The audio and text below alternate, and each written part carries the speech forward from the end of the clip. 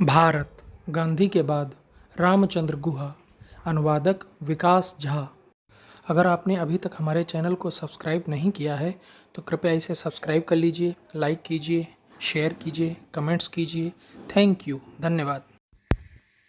प्रस्तुत है भाग 19, देश का पुनर्गठन।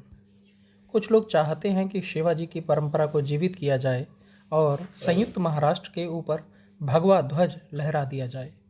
कई लोग चाहते हैं कि बम्बई और अहमदाबाद के करोड़पतियों के आर्थिक साम्राज्य को पूरे महाराष्ट्र, गुजरात में फैला दिया जाए।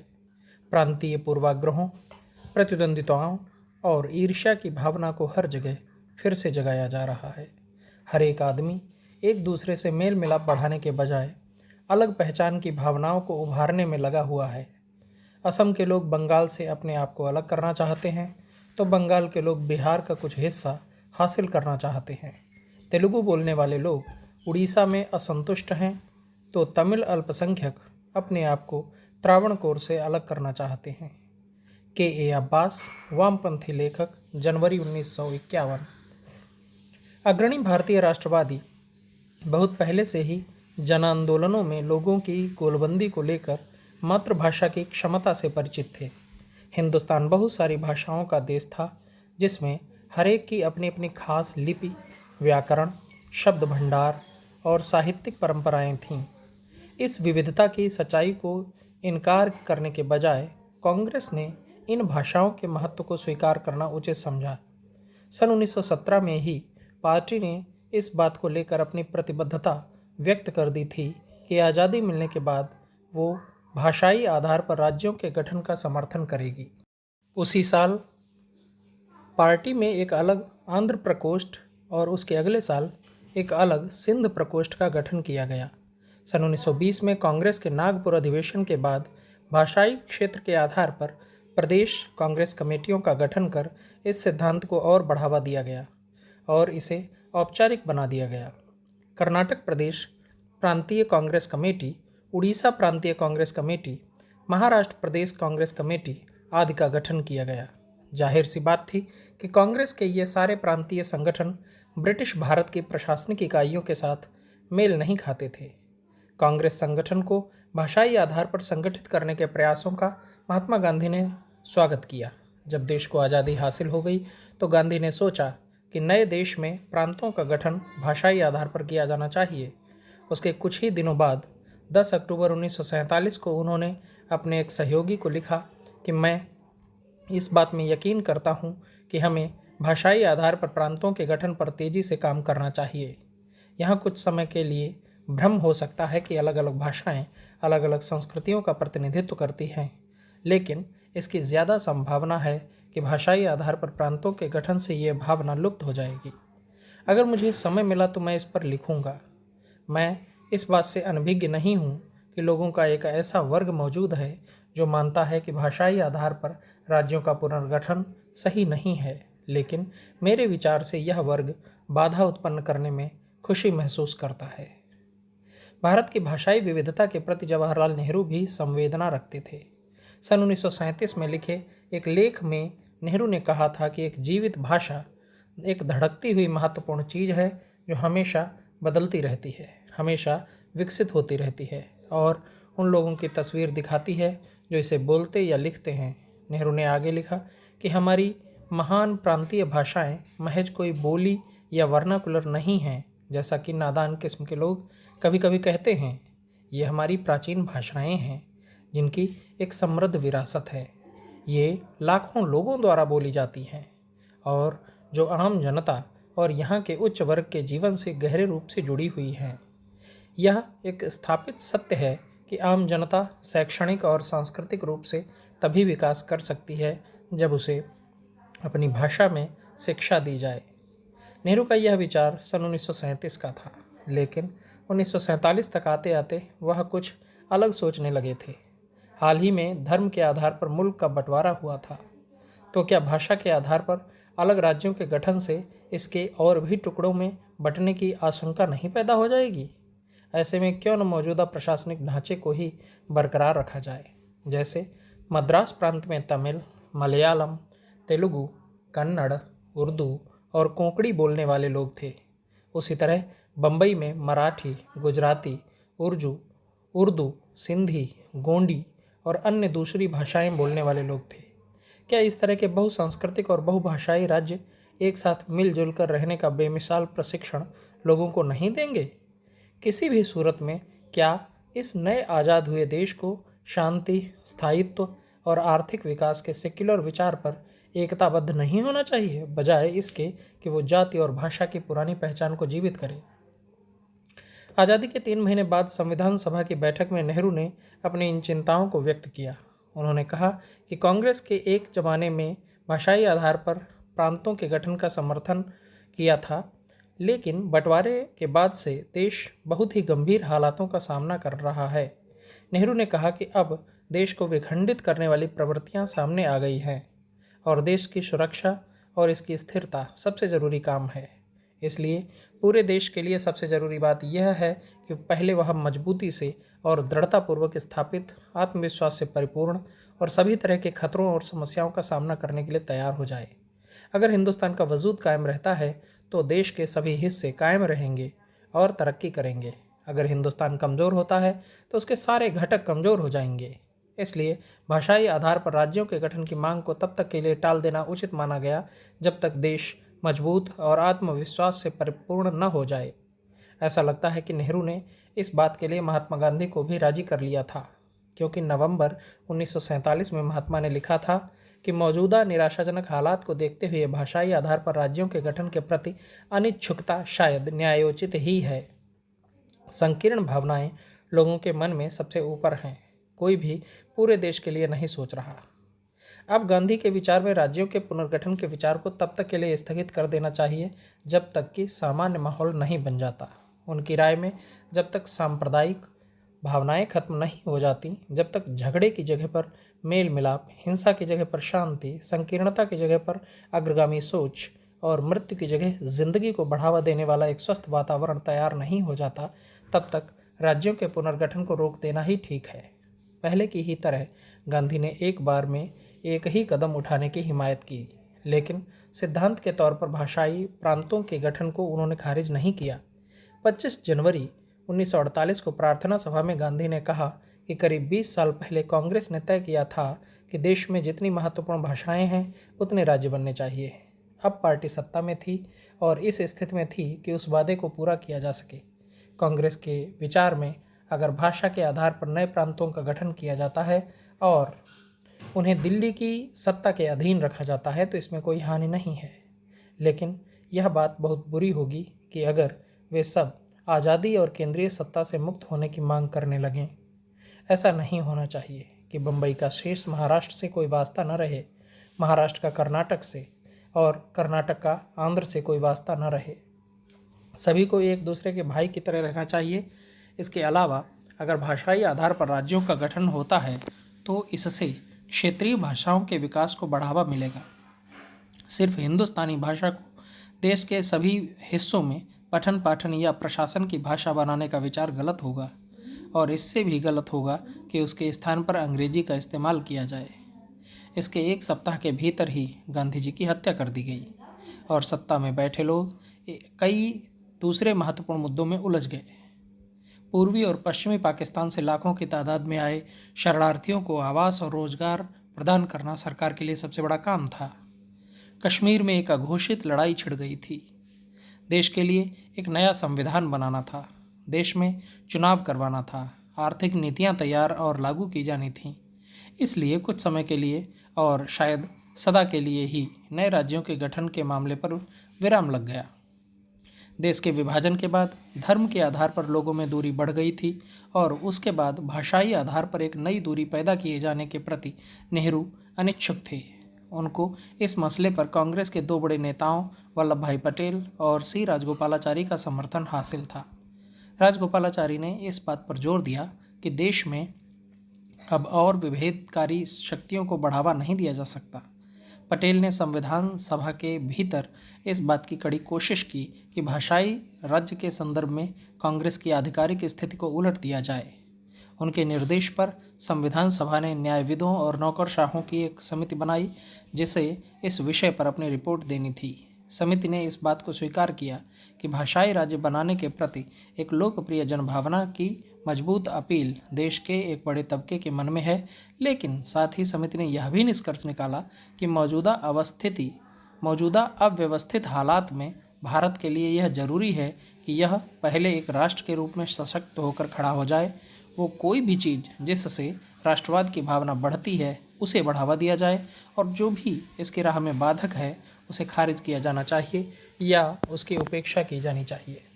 हमने इसकी पड़ताल भाषाई राज्यों के संदर्भ में भी की है और हमने अपनी पड़ताल में पाया है कि अभी इसका समर्थन नहीं किया जाना चाहिए। समिति के इस फैसले से संविधान सभा के एक बड़े वर्ग ने नाखुशी जाहिर की, क्योंकि महाराष्ट्र से आने वाले ज़्यादातर मराठी भाषी कांग्रेसी एक अलग महाराष्ट्र राज्य के पक्ष में थे। उसी तरह से गुजराती भाषी कांग्रेसी एक अलग गुजरात राज्य के पक्ष में थे। उसी तरह की भावनाएं उन कांग्रेसी सदस्यों की थीं जो तेलुगु, कन्नड़, मलयालम और उड़िया बोलते थे। सदस्यों की इन भावनाओं को देखते हुए एक नई समिति का गठन किया गया। नेहरू और पटेल दोनों ही इसके सदस्य बने और इसके तीसरे सदस्य थे पार्टी के इतिहासकार और कांग्रेस के पूर्व अध्यक्ष पट्टाभी सीतारामैया। इसके सदस्यों के नाम के शुरुआती अक्षरों के आधार पर ही इस कमेटी को JVP कमेटी कहा गया। इस कमेटी ने भाषाई आधार पर राज्यों के गठन की कांग्रेस की उस पुरानी स्वीकृति को खारिज कर दिया जिसमें कहा गया था कि पार्टी भाषाई आधार पर सूबों के गठन का समर्थन करेगी। कमेटी ने तर्क दिया कि भाषा महज एक जोड़ने वाली शक्ति नहीं बल्कि एक दूसरे से अलग करने वाली ताकत भी है। कमेटी ने कहा कि चूंकि अभी प्राथमिक ध्यान देश की सुरक्षा, एकता और आर्थिक विकास पर होना चाहिए, इसलिए हरेक अलगाववादी और विघटनकारी प्रवृत्तियों को मजबूती से हतोत्साहित किया जाना चाहिए। रॉबर्ट किंग नाम के एक विद्वान को अगर उद्धृत किया जाए तो JVP कमेटी की रिपोर्ट महज एक कोल्ड वाटर थेरेपी यानी तात्कालिक उपाय साबित हुई। इसने उस विवाद का महज क्षणिक समाधान निकाला, लेकिन इससे विवाद थमा नहीं।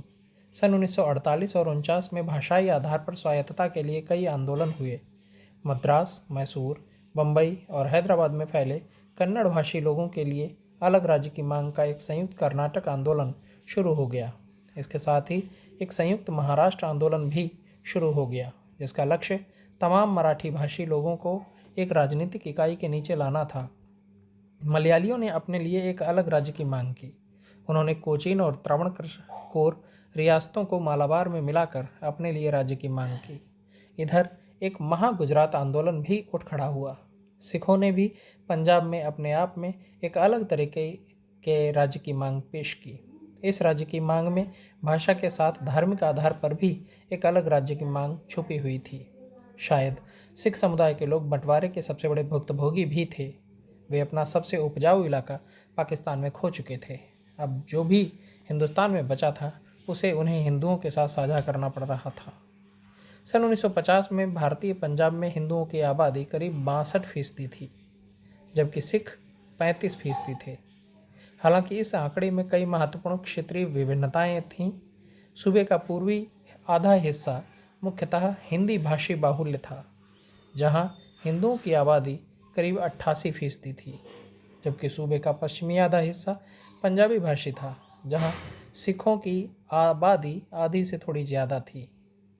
वहाँ धार्मिक विभिन्नता का भाषाई विभिन्नता से कोई तालमेल नहीं था।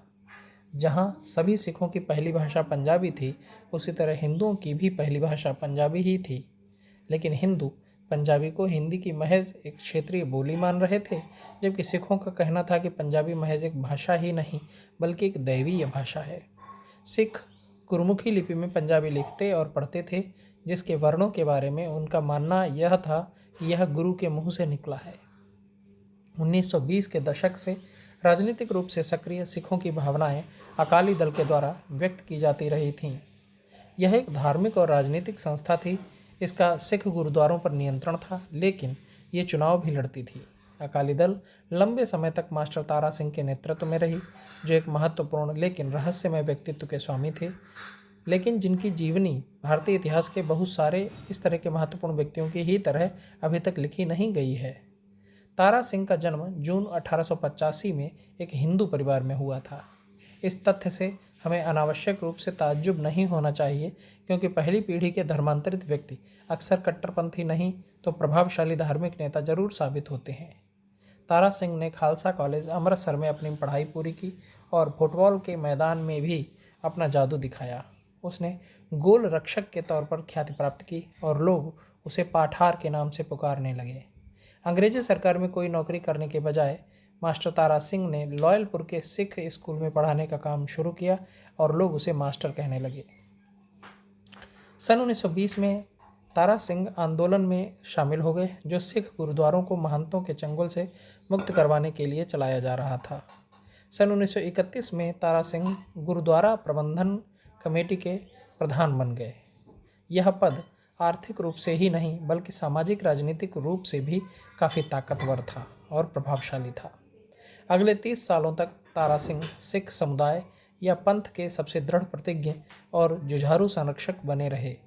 वह अपने आप को एकमात्र और अनवरत रूप से पंथ को एक अलग राजनीतिक इकाई के रूप में पेश करने के लिए तकलीफ उठाने वाले योद्धा और एक सिख नेता के रूप में प्रस्तुत करने में कामयाब रहे। तारा सिंह अथक रूप से सिख समुदाय के लिए एक क्षेत्रीय राजनीतिक सत्ता को हासिल करने की कोशिशों के झंडावरदार और एक निस्वार्थ नेता के तौर पर खुद को पेश करने में भी कामयाब रहे, जिसकी अपनी कोई निजी महत्वाकांक्षा नहीं थी। सन 1947 से पहले तारा सिंह और उनके साथियों ने इस बात पर जोर दिया था कि सिख पंथ को मुसलमानों और मुस्लिम लीग से खतरा है, लेकिन आज़ादी मिलने के बाद उन्होंने कहा कि सिख पंथ को कांग्रेस और हिंदुओं से खतरा है। सन 1951-52 के आम चुनावों में उनका यह नारा और भी जोर पकड़ने लगा।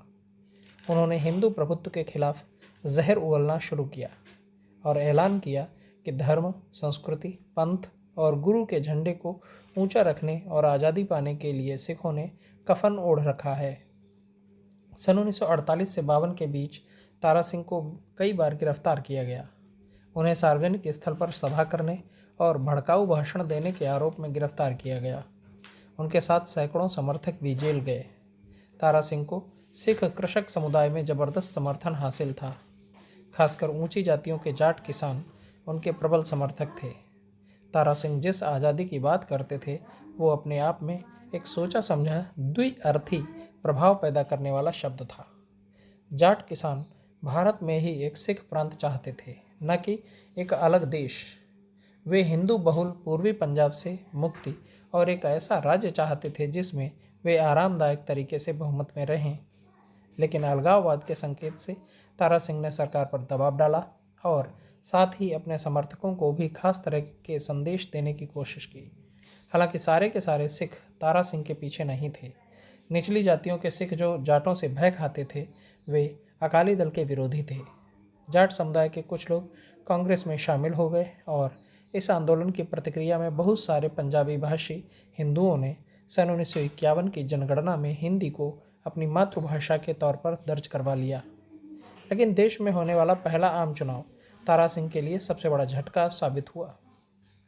पंजाब विधानसभा में जहां 126 सीटें थीं, अकालियों को महज 14 सीटों पर जीत मिल पाई।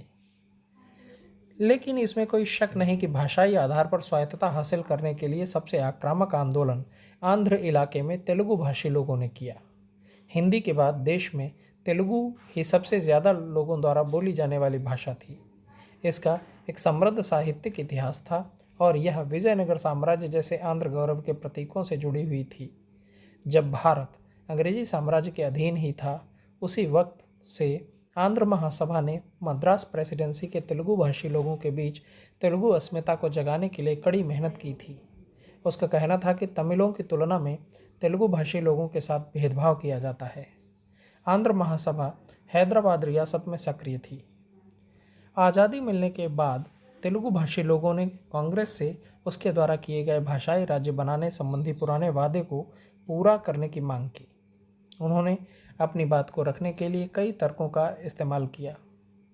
उन्होंने इसके लिए आवेदनों, प्रतिनिधिमंडलों, जुलूसों और भूख हड़तालों का सहारा लिया।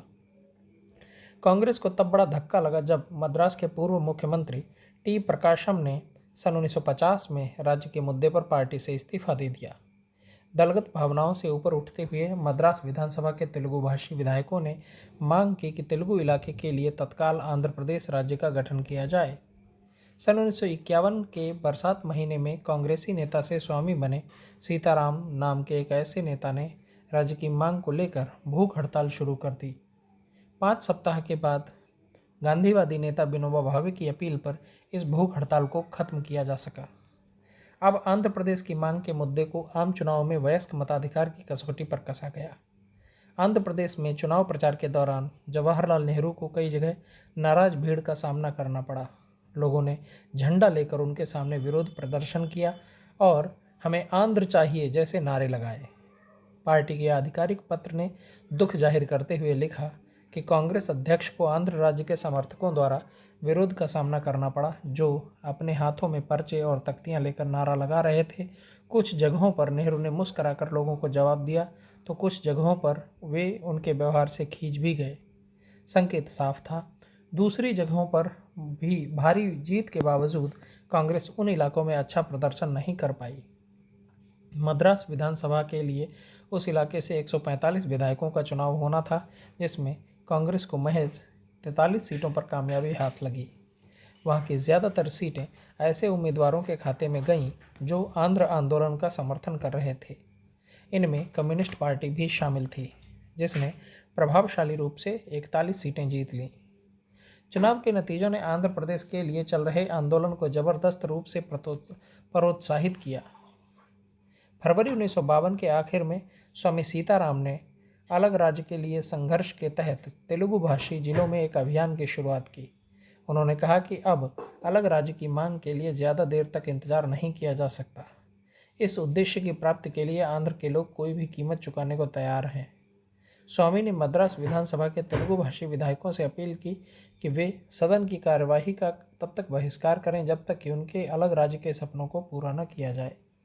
आंध्र प्रदेश के आंदोलनकारियों को 2 लोगों से नफरत थी, एक प्रधानमंत्री से और दूसरे मद्रास के मुख्यमंत्री सी राजगोपालाचारी से।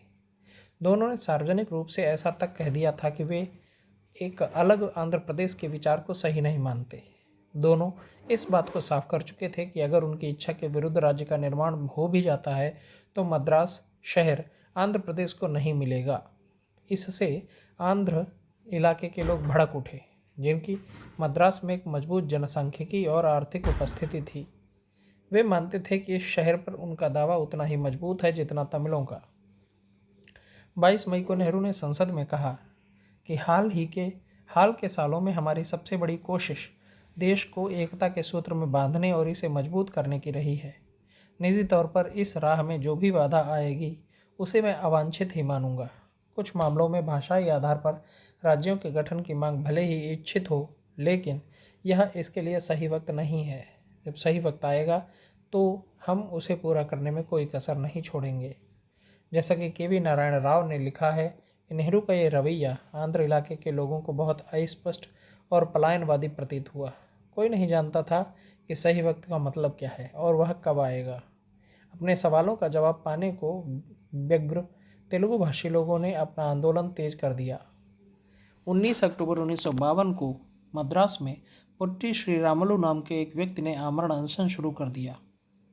उसे स्वामी सीताराम का आशीर्वाद और हजारों तेलुगु भाषी लोगों का समर्थन हासिल था। श्रीरामुलु का जन्म 1901 में मद्रास में हुआ था और रेलवे में नौकरी करने से पहले उन्होंने सैनिटरी इंजीनियरिंग की पढ़ाई की थी।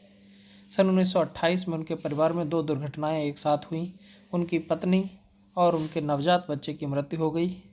2 साल बाद नमक सत्याग्रह में हिस्सा लेने के लिए उन्होंने नौकरी से इस्तीफा दे दिया। उसके बाद उन्होंने गांधी जी के साबरमती आश्रम में भी कुछ वक्त बिताया। सन 1940-41 के व्यक्तिगत सत्याग्रह अभियान में उन्होंने 18 महीने अंग्रेजी जेलों में बिताए। सन 1985 में आंध्र आंदोलन के इतिहास पर बनी एक कमेटी द्वारा प्रकाशित श्रीरामुलु के जीवन चरित्र में लिखा गया है कि महात्मा गांधी के साबरमती आश्रम में पोट्टी श्रीरामुलु का रहना एक युगांतकारी घटना थी, क्योंकि वहाँ प्रेम, नम्रता, सेवा और अपने देशवासियों के लिए त्याग करने को एक व्यक्ति पहुँचा था। दूसरी तरफ वहाँ एक विश्वविख्यात शिक्षक, प्रेम, सत्य, अहिंसा, भाईचारा और दरिद्र नारायण का शुभचिंतक एक गुरु भी था। साबरमती में श्रीरामुलु ने अपना काम काफ़ी खुशी खुशी और समर्पण से किया। उसने अपने साथियों का प्रेम पाने में सफलता हासिल की और उसे आश्रम के कुलपति से भी स्नेह मिला। गांधी निश्चय ही श्री रामुलू से स्नेह करते थे, लेकिन वे कभी कभी उनसे खींच भी जाते थे। 25 नवंबर 1946 को उनके शिष्य ने मद्रास प्रांत के सभी मंदिरों को अछूत जातियों के लिए खोलने हेतु आमरण अनशन की शुरुआत की।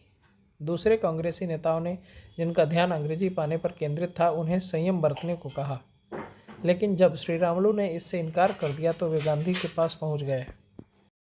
गांधी ने श्री रामुलू को अनशन रोकने के लिए राजी कर लिया। उसके बाद महात्मा गांधी ने टी प्रकाशम को लिखा कि वे इस बात से काफ़ी प्रसन्न हैं कि श्री रामुलू ने अपना अनशन खुशी खुशी ख़त्म कर दिया है, जैसा कि आप चाहते थे। उसने मुझे एक टेलीग्राम भेजा है कि उसने अनशन रोक दिया है। मैं जानता हूँ कि वह एक मजबूत कार्यकर्ता है, हालांकि वो थोड़ा सा ज़िद्दी किस्म का है। सन 1946 में श्री रामुलू द्वारा शुरू किया गया अनशन तो गांधी जी के कहने पर ख़त्म कर दिया गया, लेकिन 1952 में गांधी जीवित नहीं थे। वैसे भी श्री रामुलू के लिए आंध्र प्रदेश के गठन का दलित मुद्दे से ज़्यादा महत्व था। श्री रामुलू को इस अनशन को आखिरी तक जारी रखना था, या तब तक जब तक कि भारत सरकार उनकी मांगों को मान नहीं लेती। 3 दिसंबर को नेहरू ने राजगोपालाचारी को लिखा कि आंध्र प्रदेश की मांग के लिए कुछ अनशन जैसी घटनाएं शुरू हुई हैं और मुझे इस बाबत विचलित कर देने वाले टेलीग्राम मिल रहे हैं। मैं इनसे तनिक भी प्रभावित नहीं हूँ और मैं इसे पूरी तरह से नज़रअंदाज कर देना चाहता हूँ। इस समय तक श्री रामुलू का अनशन 6 सप्ताह पुराना हो चुका था। उन्होंने अन्न का एक दाना भी ग्रहण नहीं किया था। जैसे जैसे उनका अनशन बढ़ता गया, उनका समर्थन भी बढ़ता गया। तेलुगु भाषी इलाके के कई शहरों में हड़ताल का आह्वान किया गया। समाजशास्त्री एंद्रे बैटल ने याद करते हुए लिखा कि जब वे ट्रेन से मद्रास से कलकत्ता जा रहे थे तो आंदोलनकारियों ने विशाखापट्टनम में ट्रेन रोक दी और वहां नाराज भीड़ नेहरू और राजा जी के खिलाफ नारे लगा रही थी। अब नेहरू लोकप्रिय जनभावनाओं की ताकत को स्वीकार करने के लिए मजबूर हो गए। 12 दिसंबर को उन्होंने फिर से राजा जी को लिखा और कहा कि वक्त आ गया है कि आंध्र प्रदेश की मांग को स्वीकार कर लिया जाए। उन्होंने लिखा कि ये ऐसा नहीं करने की सूरत में आंध्र प्रदेश के इलाकों में लोग पूरी तरह से असंतुष्ट और कुंठित हो जाएंगे और हम इसे संभालने में नाकाम रहेंगे। इसके 2 दिन बाद राजा जी ने नेहरू को बड़ी हताशा में पत्र लिखा कि अगर आप स्वामी सीताराम को वार्ता के लिए दिल्ली बुला लेते हैं तो हम बुरी घटनाओं को टाल पाने में सफल हो पाएंगे। वह अभी मद्रास में हैं और अनशन करने वाले व्यक्ति श्री रामुलू के आसपास ही हैं। सारी घटनाओं का केंद्र बिंदु यही है और आंध्र के नौजवान काफ़ी भावुक हैं और किसी भी स्तर तक जा सकते हैं। अगर आप सीताराम को वार्ता के लिए बुलाते हैं तो वातावरण बदल जाएगा और शायद किसी अनहोनी घटना की आशंका को टाला जा सकेगा। लेकिन तब तक काफ़ी देर हो चुकी थी। 15 दिसंबर को अपने अनशन के 58वें दिन श्री रामुलू की मृत्यु हो गई। उनकी मौत के बाद तो कोहराम मच गया। श्री रामुलू की मृत्यु की खबर सुनकर आंध्र का पूरा इलाका अराजकता में डूब गया। सरकारी कार्यालयों पर हमले होने लगे, रेलगाड़ियां रोकी जाने लगीं और उनमें तोड़फोड़ मचाई जाने लगी। सरकारी संपत्तियों को लाखों करोड़ों रुपयों का नुकसान हुआ। पुलिस की गोलीबारी में कई विरोध प्रदर्शनकारी मारे गए। नेहरू ने एक बार कहा था कि अनशन नहीं बल्कि तथ्य इस मुद्दे का समाधान है। अब व्यापक और संभवतः अनियंत्रित हो जाने वाले विरोध को देखते हुए प्रधानमंत्री ने हथियार डाल दिए। श्री रामुलू की मृत्यु के 2 दिन बाद उन्होंने एक बयान जारी किया और कहा कि सरकार आंध्र प्रदेश राज्य के गठन के लिए तैयार है। अगले कुछ महीनों में मद्रास प्रांत के तेलुगु भाषी जिलों को अलग राज्य में शामिल किए जाने के लिए चिन्हित किया गया। मुख्यमंत्री राजगोपालाचारी ने लिखा कि राज्य का बंटवारा बहुत गाली गलौज, बुरे व्यवहार, अविश्वास और नाराज़गी के माहौल में हुआ है। अपनी भावनाओं को दबाते हुए राजगोपालाचारी ने करनूल में आयोजित नए आंध्र प्रदेश के उद्घाटन समारोह में 1 अक्टूबर 1953 को हिस्सा लिया। उनके साथ मुख्य अतिथि के तौर पर इस समारोह में जो व्यक्ति शामिल थे वे कोई और नहीं बल्कि आंध्र प्रदेश की मांग के पुराने विरोधी प्रधानमंत्री जवाहरलाल नेहरू खुद थे। आंध्र प्रदेश के गठन ने प्रधानमंत्री को असहज कर दिया। उन्होंने संजीदगी पूर्वक अपने एक सहयोगी को लिखा, देखना हमने बर्रे के छत्ते को छेड़ा है और मुझे पूरा यकीन है कि हम में से अधिकांश को शायद उसका डंक सहना पड़ेगा। जैसे कि नेहरू ने आशंका व्यक्त की थी, आंध्र प्रदेश के गठन से भाषाई आधार पर अन्य राज्यों के गठन की मांग ने जोर पकड़ लिया। कुछ कुछ बुझे मन से सरकार को आखिरकार एक राज्य पुनर्गठन आयोग का गठन करना ही पड़ा। आयोग से कहा गया कि वह व्यापक सिद्धांतों के आधार पर भाषाई समस्या के समाधान और इसके आधार पर राज्यों के गठन की अनुशंसा करे। सन 1954-55 के दरमियान आयोग के सदस्यों ने पूरे देश भर का दौरा किया। उन्होंने 104 शहरों और कस्बों का दौरा किया और करीब 9,000 लोगों से बातचीत की और राज्यों के गठन के संबंध में 1,52,250 आवेदन प्राप्त किए। आयोग ने इस दरमियान जो आवेदन प्राप्त किए उसमें काफ़ी लंबा और दिलचस्प आवेदन बम्बई सिटीजन कमेटी की तरफ से आया। इस कमेटी की अगुवाई कपास के मशहूर कारोबारी और उद्योगपति सर पुरुषोत्तम दास ठाकुरदास कर रहे थे और उनके साथ JRD टाटा जैसे अग्रणी उद्योगपति थे। इस कमेटी में शहर के सबसे कामयाब वकील, डॉक्टर और विद्वान शामिल थे। बम्बई सिटीजन कमेटी का एक सूत्री एजेंडा था किसी भी तरह से बम्बई को महाराष्ट्र से अलग रखना। अपनी मांग को मजबूती से रखने के लिए उन्होंने 200 पन्नों की एक पुस्तिका छपवाई जो विवरणों, नक्शों और टेबलों से भरी हुई थी। इस पुस्तिका में पहला अध्याय शहर के इतिहास से संबंधित था, जिसमें बताया गया था कि कैसे इस शहर का निर्माण अलग अलग भाषाई समुदाय के लोगों के आने से हुआ। इस किताब में दावा किया गया कि 19वीं सदी से पहले शहर में मराठी भाषी लोगों का पलायन बहुत ही कम हुआ था और अब भी शहर में उनकी आबादी महज 43% ही थी। दूसरे अध्याय में भारत के आर्थिक जीवन में बम्बई के महत्व का वर्णन था। यह देश के उद्योग, वित्त और विदेशी व्यापार का प्रमुख केंद्र था। यह भारत की खिड़की थी जहां से पूरी दुनिया को देखा जा सकता था। इस शहर से जितने जहाज देश और विदेश के लिए उड़ान भरते थे उतने भारत के सारे शहरों को मिलाकर नहीं भरते थे। तीसरा और चौथा अध्याय सामाजिक विषयों से संबंधित था, जिसमें शहर के बहुभाषी और बहुसांस्कृतिक चरित्र का वर्णन किया गया था। एक यूरोपियन पर्यवेक्षक के मुताबिक बम्बई दुनिया के इस इलाके में विविध तरह के लोगों द्वारा सबसे ज़्यादा आपस में गुथा हुआ शहर था। एक दूसरे पर्यवेक्षक के मुताबिक बम्बई विविध तरह की संस्कृतियों और लोगों का सच्चा केंद्र था। यहाँ काहिरा और कुस्तुनतुनिया के लोगों की मिलीजुली राष्ट्रीयता से भी ज़्यादा किस्म के लोग मौजूद थे। पुस्तिका का 5वां अध्याय शहर के भूगोल से संबंधित था। इस अध्याय में कहा गया कि शहर के एक तरफ समुद्र है जबकि दूसरी तरफ पहाड़ियाँ, और इस तरह यह मराठी भाषी इलाकों से अलग है। बम्बई में सबसे पहले बसने वालों में यूरोपियन समुदाय के लोग, मुख्य व्यापारी और पूंजीपति गुजराती और पारसी समुदाय के लोग थे। इस शहर को गैर मराठियों ने बसाया था। यहाँ तक कि कामकाजी वर्ग में भी मराठियों से ज़्यादा तादाद उत्तर भारतीयों और ईसाइयों की थी। बम्बई सिटीजन कमेटी के मुताबिक यह बात साफ थी कि भूगोल, इतिहास, भाषा, जनसंख्या और कानून व्यवस्था के आधार पर बम्बई और उत्तरी कोंकण को मराठी प्रदेश का हिस्सा नहीं माना जा सकता था, जैसा कि संयुक्त महाराष्ट्र के झंडाबरदार दावा कर रहे थे। महानगरीय और एक वैश्विक शहर की तर्क की आड़ में एक भाषाई समूह जो बम्बई बचाओ अभियान को समर्थन दे रहा था वो गुजरातियों का था। अगर बम्बई वृहद महाराष्ट्र की राजधानी बन जाती तो यहाँ के ज़्यादातर राजनेता और मंत्री मराठी भाषी ही होते। यह स्थिति गुजराती भाषी बुर्जुआ वर्ग के लिए, भले ही वे पारसी हों या हिंदू, बहुत सुखकर नहीं थी। यही वो वर्ग था जो बम्बई सिटीजन कमेटी के पीछे तन और धन से लगा हुआ था। नेहरू भी कुछ हद तक इस बात के कायल थे कि बम्बई को किसी भाषाई आधार पर गठित राज्य से बाहर रखा जाए। इसी तरह के विचार मराठी भाषी MS गोलवलकर के भी थे। यह एक दुर्लभ संयोग था कि प्रधानमंत्री और RSS प्रमुख के विचार इस मुद्दे पर एक जैसे थे। दोनों ही यह सोचते थे कि भाषाई आधार पर राज्यों के गठन से आपसी कटुता बढ़ेगी और देश की एकता के लिए खतरनाक विभेदनकारी प्रवृत्तियों को बढ़ावा मिलेगा।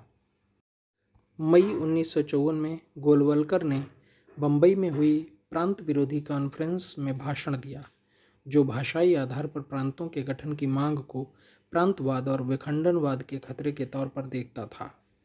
गोलवलकर ने जोर देकर कहा कि इस तरह बहुत सारे राज्यों के गठन से लोगों में आपसी दूरी बढ़ जाएगी। मेरा सिद्धांत एक राष्ट्र और एक संस्कृति का समर्थक है। अपने आप को तमिल या मराठी या बंगाली के रूप में देखने से राष्ट्र की महत्ता खत्म हो जाएगी। गोलवलकर ने कहा कि वे सभी को हिंदू के तौर पर देखना चाहते हैं और यही वो बिंदु था जहां नेहरू उनके विचार से इत्तेफाक नहीं रखते थे। इसके उलट नेहरू सभी को भारतीय के तौर पर देखना चाहते थे। लेकिन जिस तरह इस मुद्दे पर कुछ कांग्रेसी ने नेहरू से मत भिन्नता रखते थे, उसी तरह कुछ आरएसएस काडर भी थे जो गोलवलकर की बातों से इत्तेफाक नहीं रखते थे। सन 1946 से ही संयुक्त महाराष्ट्र परिषद नाम की एक संस्था काम कर रही थी, जिसमें महाराष्ट्र के सभी राजनीतिक विचारों के लोग शामिल थे। इसमें वामपंथी, दक्षिणपंथी, सेक्युलर, सांप्रदायिक, ब्राह्मण, मराठा और हरिजन सभी लोग शामिल थे। परिषद मराठी भाषा भाषियों के लिए एक राज्य की मांग के लिए बनाई गई थी और इसका उद्देश्य सभी राजनीतिक इकाइयों में विभक्त मराठी भाषियों को एक मंच पर लाना था। उनके दिमाग में इस बात को लेकर कोई शक नहीं था कि इस तरह के संभावित राज्य की राजधानी एक ही शहर हो सकता है और वो शहर बम्बई था। संयुक्त महाराष्ट्र परिषद के अध्यक्ष वरिष्ठ कांग्रेसी नेता शंकर राव देव थे, जबकि इसके मुख्य सिद्धांतकार कैम्ब्रिज में पढ़े हुए मशहूर अर्थशास्त्री D.R. गाडगिल थे। गाडगिल के विचार में बम्बई महाराष्ट्र का सबसे महत्वपूर्ण बंदरगाह और आर्थिक केंद्र था, लेकिन इसके उद्योगों का आवश्यक रूप से विकेंद्रीकरण होना चाहिए था। इस आंदोलन के दूसरे सिद्धांतकार G.V. देशमुख का रुख तो इस मुद्दे पर और भी कड़ा था। उनका कहना था कि जब तक बम्बई महाराष्ट्र का हिस्सा नहीं हो जाता, तब तक महाराष्ट्रियनों को हमेशा के लिए ब्रोकर अर्थात शेयर बाजार या अन्य बाजारों में दलाल की जगह सब ब्रोकर एजेंटों के अधीन छोटे एजेंट प्रोफेसर्स के नीचे असिस्टेंट प्रोफेसर्स, दुकानदार के अधीन मजदूर और मैनेजरों के नीचे क्लर्क की भूमिका निभानी पड़ेगी। गुजरातियों की सिटीजन कमेटी के जवाब में संयुक्त महाराष्ट्र परिषद ने भी 200 पन्नों का एक प्रभावशाली दस्तावेज तैयार किया। इस दस्तावेज के पहले हिस्से में भाषाई आधार पर राज्यों के गठन का सैद्धांतिक बचाव किया गया। इसने तर्क दिया कि ऐसा करने से देश में संघात्मक प्रणाली और भी मजबूत होगी। एक ही भाषा बोलने वाले लोग एक ही जगह एक मजबूत और आपस में जुड़ी हुई इकाई के रूप में काम करेंगे। इस तरह से भाषाई राज्य, जिसमें वहाँ के आम आदमियों की भाषा में शासन चलाया जाएगा, लोगों को लोकतांत्रिक प्रणाली का मतलब समझाने में सफल हो पाएगा और लोग इसमें हिस्सेदारी की ज़रूरत समझ पाएंगे। फिर अपने राज्य की बात करते हुए दस्तावेज में कहा गया कि पूरे मराठी भाषी इलाके में समाज का चरित्र लगभग उल्लेखनीय रूप से एक समान है। इस इलाके में जातियों की संरचना और देवी देवता एक ही जैसे हैं और लोग एक ही जैसे संतों के प्रति आस्था रखते हैं। लोगों का लोकगीत और उनकी लोक कथाएँ एक ही जैसी हैं। मराठी भाषी लोग 3 राजनीतिक इकाइयों हैदराबाद, बम्बई प्रांत और केंद्रीय प्रांत में बिखरे पड़े हैं, जो कि एक ऐतिहासिक दुर्घटना थी और इसे तत्काल दूर किए जाने की ज़रूरत थी। परिषद ने तर्क दिया कि इन सब बातों को देखते हुए एक नए महाराष्ट्र राज्य के गठन और बम्बई को उसकी राजधानी के तौर पर स्थापित करने की बिल्कुल आवश्यकता है, क्योंकि जिस जमीन पर यह द्वीप शहर बसा हुआ है वह बहुत पहले से मराठी भाषी लोगों द्वारा बसा हुआ है। मुंबई के पश्चिम में समुद्र है, जबकि इसके उत्तर, दक्षिण, पूर्व में मराठी भाषी लोगों की बहुलता है। यह शहर अपने आप में मराठी प्रेस, मराठी प्रकाशनों और मराठी संस्कृति का केंद्र है। आर्थिक रूप से बम्बई बुरी तरह से अपने मराठी पृष्ठभूमि के इलाकों पर निर्भर है। यह वहाँ से अधिकांश सस्ता श्रम, बिजली और पानी की आपूर्ति पाता है। इसके तमाम संचार के साधन महाराष्ट्र से होकर गुजरते हैं। इसलिए ऐसा सोचना भी अकल्पनीय है कि बम्बई को राजधानी बनाए बिना महाराष्ट्र प्रांत का गठन किया जाए। और अगर बम्बई को महाराष्ट्र से अलग करने की कोई कोशिश की गई तो महाराष्ट्र प्रांत का सुचारू रूप से काम करना और वहाँ कोई भी कामकाज करना असंभव हो जाएगा। इस तर्क के जवाब में कि शहर में मराठी भाषी लोगों का बहुमत नहीं है, परिषद ने कहा, इस शहर में किसी भी अन्य भाषा बोलने वालों की तुलना में मराठी बोलने वाले लोग ज़्यादा हैं। वैसे भी इस महान बंदरगाह शहर के स्वभाव में ऐसा है, यह बहुभाषी शहर है। परिषद ने तर्क दिया कि बर्मा की राजधानी में सिर्फ 32% लोग ही बर्मा की राष्ट्रभाषा बोलते हैं, लेकिन फिर भी किसी की हिम्मत नहीं है कि वो कहे कि बर्मा को एक गैर बर्मी क्षेत्र बना दिया जाए। बम्बई मराठी भाषा जिलों से घिरा हुआ था, इसलिए इसे अवश्य ही नए राज्य की राजधानी होनी चाहिए। संयुक्त महाराष्ट्र परिषद का यही तर्क था, लेकिन सिटीजन कमेटी का कहना था कि बम्बई का विकास ज़्यादातर गैर महाराष्ट्रियों द्वारा किया गया है, इसलिए इस शहर को अलग से एक नगर राज्य का दर्जा मिलना चाहिए। लेकिन सवाल यह था कि क्या ये दोनों पक्ष कभी इस मुद्दे पर एक मत हो पाएंगे। जून 1954 में शंकर राव देव सर पुरुषोत्तम दास ठाकुर से मिलने पहुँचे ताकि कोई समझौता किया जा सके। देव ने कहा, उनकी मूल मांग है कि बम्बई को महाराष्ट्र की राजधानी बनाया जाना चाहिए, इस पर कोई समझौता नहीं हो सकता। लेकिन उन्होंने कहा कि वे इस बात पर विचार कर सकते हैं कि इसके स्वायत्त महानगरीय चरित्र को बरकरार रखा जाए ताकि इसकी वैश्विक जीवन शैली, इसके कारोबार, वाणिज्य और उद्योगों के हितों को सुनिश्चित किया जा सके। दूसरी तरफ सर पुरुषोत्तम दास अपनी तरफ से एक समग्र मराठी गुजराती द्विभाषी राज्य के पक्ष में नगर राज्य की मांग को छोड़ने के लिए मन बना रहे थे। हालांकि यह वार्ता सौहार्दपूर्ण वातावरण में संपन्न हुई, लेकिन इसका कोई नतीजा नहीं निकला। अब बम्बई का मामला राज्य पुनर्गठन आयोग को सौंप दिया गया, जिसके लिए इसका समाधान निकालना कठिन कार्यों में से सबसे कठिन था। तो यह था भाग 19। अगर आपने अभी तक हमारे चैनल को सब्सक्राइब नहीं किया है तो कृपया इसे सब्सक्राइब कर लीजिए, लाइक कीजिए, शेयर कीजिए, कमेंट्स कीजिए। थैंक यू, धन्यवाद।